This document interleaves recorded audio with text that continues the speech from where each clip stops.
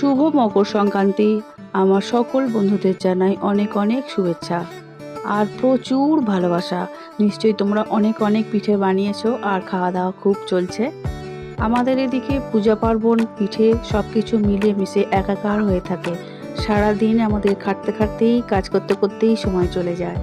তাহলে চলো আজকের দিনটা আমি কিভাবে কাটালাম পূজা পিঠে সব কিছু নিয়ে, সেটাই তোমাদের সঙ্গে শেয়ার করছি।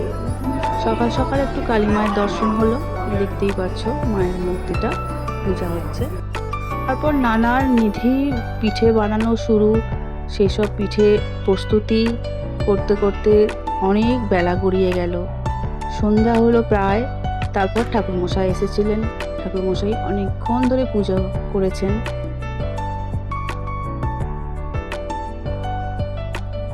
গুড় পিঠে হলো তেল দিয়ে ভাজা, আবার ভাপিয়ে নেওয়া হয়েছে গুড়ের পিঠেগুলোকে। অনেকেই তেল দিয়ে পছন্দ করে না।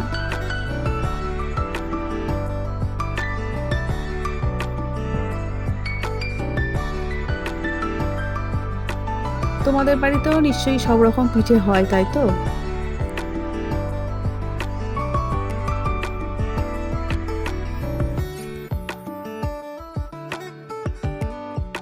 পিঠে খেতে এখন আর লোক অতটা পছন্দ করে না। আমার মনে হয় শরীরের কথা ভেবে খাওয়া দাওয়াটা একটু কমিয়েই দিয়েছেন। কিন্তু শখ সবারই থাকে। বছরের মধ্যে এই সময়গুলো একটু পিঠে খেতে সবাই পছন্দ করে।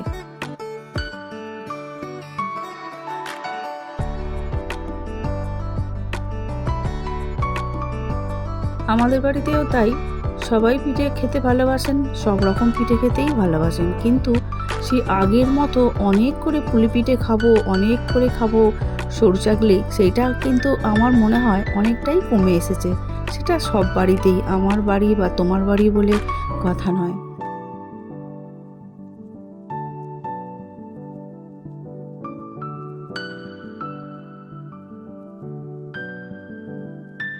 এখন সমস্ত শরীরে যেন প্রত্যেক ঘরে ঘরে গ্যাসের প্রবলেম এসে গেছে না, অ্যাসিড।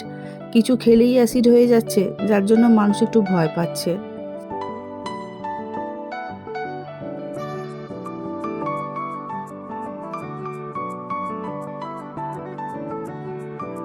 আর ওই যে মহা অসুখ সুগার, ওই সুগারের জন্য তো মিষ্টির খাওয়া দাওয়া তো মানুষ প্রায় ছেড়েই দিয়েছে।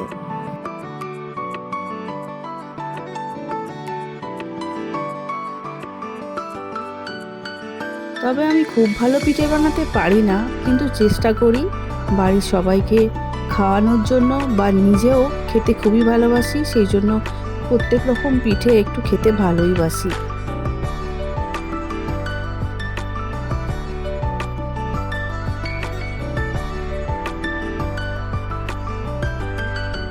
এবারে আলাদা করে আর দুধ পুলিটা বানানো হলো না। তরকারির পুলি বানিয়েছি আর বানিয়েছি নারকেল পুরি।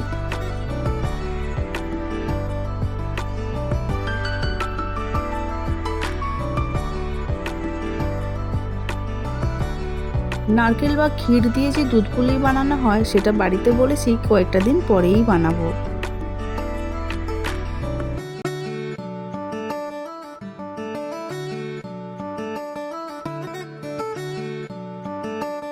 ছোট ছোট করে আজকে পিঠে করে সেইগুলো দুধ পুলির মতো করেই করে নিয়েছি। ওই যে দুধ চিতই বলে সেটা।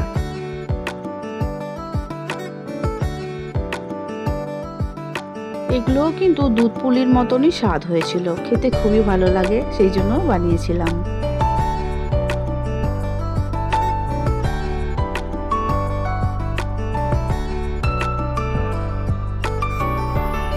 সারাদিন পিঠে করে একদম ক্লান্ত হয়ে গেছি, আর যেন মনে হয় শরীর আর দিচ্ছে না। তার সঙ্গে আবার সারা দিনের পূজার জোগাড় করতে হয়। আমাদের গ্রামের দিকে এইগুলো হতেই থাকে প্রত্যেক বছর। কেন, এগুলো আমাদের করতেই হবে। সঙ্গে পুজোর জোগাড়ের মধ্যে যেটা থাকে, ধান থাকে, নতুন ধান, তারপরে ফুল, সব কিছু মিলিয়েই পুজোর জোগাড়টা করতে হয়। ওই যে মোট বিড়ে বলে, ওইগুলো আমাদের বানাতে হয় বাড়িতে। তবে এখন সব দোকানেই এসে গেছে, বাজারে গেলেই সব কিছুই কিনতে পাওয়া যায়। কিন্তু নিজে হাতে বানানোর ব্যাপারটা আলাদা। হয়তো কষ্ট হয়, কিন্তু যখন নিজে হাতে বানাই তখন অনেকটা ভালোও লাগে যে নিজের বাড়ির পূজার জন্য মোট বিড়ে বানাচ্ছি। এইগুলো আমাদের লক্ষ্মী পূজায় কাজে লাগে। আর যেহেতু আমাদের এই পৌষ সংক্রান্তির সময় লক্ষ্মী পূজা হয় বাড়িতে, সেই জন্য এই রকম আমাদের বিন্নি করে বানিয়ে নিতে হয়। এগুলো আমাদের ঘরের সব জায়গায় দিতে হয়, যেমন আলমারি, ঘরের কোণা, বাগান, ভালো ভালো জায়গায় এগুলো দিলে আমরা ভাবি, মনে করি এটা আমাদের বিশ্বাস লক্ষ্মী মা বিরাজ করেন আমাদের বাড়িতে। আর এই পূজাটা সচরাচর উঠানেই করা হয়, সেই জন্য উঠানের মধ্যে সুন্দর করে আলপনা তো দেওয়া হবেই। আর আলপনাটা দেওয়া হয় আমাদের আতপ চালের গুঁড়ি দিয়ে, আতপ চালের গুঁড়ি করে নিয়ে সেটা দিয়ে আলপনা দেওয়া হয়।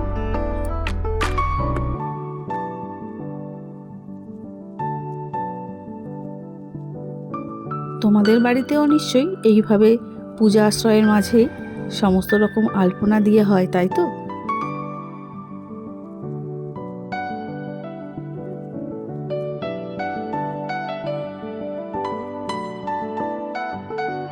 আলপনা দিতে কিন্তু বেশ মজা লাগে। এইভাবে কাজ করতে করতে সারাটা দিন বেশ ভালোই চলছে, আর সঙ্গে তো চলছে খাওয়া দাওয়া। আর আজকে আর দুপুরে ভাত বানাইনি, পরোটা আর আলুর দম হয়েছিল, সেটাই খাওয়া দাওয়া হয়েছে সবাই মিলে।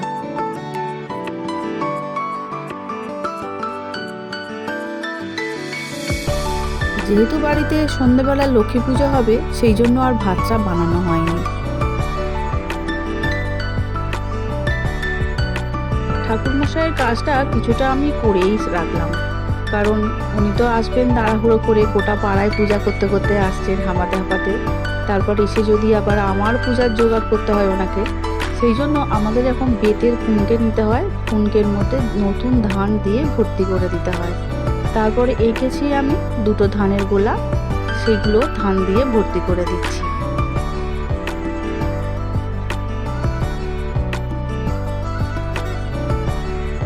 ধানের গোলা ভর্তি করার সঙ্গে সঙ্গেই একটা মানসিকতা আমাদের থাকে, যে বিশ্বাসের সঙ্গে আমরা এইসব পূজা করি, আমারও সংসারের ধানের অর্থাৎ ভাতের অভাব যেন কোনোদিন না হয়।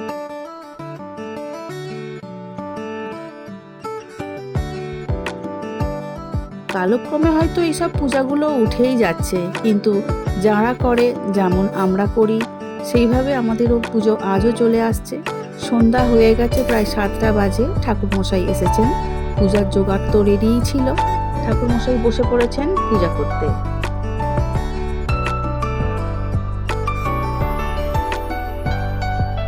প্রত্যেক বছরই ভাবি অনেকটাই কষ্ট হয়, খাটুনি হয়, আর পারি না, কিন্তু আবারও যখন এই দিনগুলো আসে তখন মনে হয় না, বেশ ভালোই লাগে। পূজা হয় বাড়িতে, সবাই আনন্দ করে, বাচ্চারাও পিঠে নিয়ে খাওয়া দাওয়া একটা আলাদা ব্যাপার। তারপর নতুন গুড়, নতুন ক্ষীর কদমা, এগুলো যে নতুন গুড়ের যে মোয়া, এইসব দিয়ে পূজাটা হয় না, এইসব খাওয়ারও তো লোভ একটা থেকেই যায়, তাই না? অন্য সময় যদি এই পুজো হয় তখন কিন্তু এইভাবে ভালো লাগাটা থাকে না।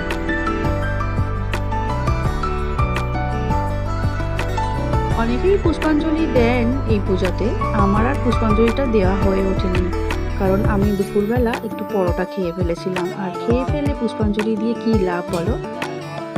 তাছাড়া এতক্ষণ উপোস থাকতে আমি বাবু পারি না, আমার শরীরে অনেক রকম সমস্যা এসে গেছে। সেই জন্য পূজাটা হোক পুজোর মতো, ঠাকুরমশাই তো আছেন পুজো করতে। ঠাকুরমশাইয়ের পূজা শেষ, শাঁখ ঘন্টা বাজানো হচ্ছে। যেহেতু উঠানের মধ্যে পূজা হয়, সেই জন্য ঠাকুরের মাথায় ছাতার ব্যবহার করতে হয়, কারণ রাতে সারা রাত ধরে শিশির পড়ে ঠাকুরের গায়ে, সেই জন্য রীতি অনুযায়ী ঠাকুরের মাথায় ছাতা দিতে হয়, আর সেই ছাতাটা হয় যেন কালো ছাতা। সেই জন্য ঠাকুরমশাই কালো ছাতা ঠাকুরের মাথায় দিয়ে দিলেন, আর পুজো সমাপ্তি হয়ে গেল। ঠাকুরমশাই এবারে অনেক রকম পিঠে বানিয়েছি, অনেক রকম খাওয়া হয়েছে সারা সপ্তাহ ধরে। কালকেও কিছু পিঠে বানিয়েছি, সেই সব ভিডিও কিছু কিছু করে আমি দিয়েছি, দেখবে তোমরা। তুমি কিছু বলবে? পিঠে খেয়েছো? হ্যাঁ খেয়েছি, অনেক খেয়েছি, এত খেয়েছি। অনেক পিঠে খেয়েছে রোদ্দুর।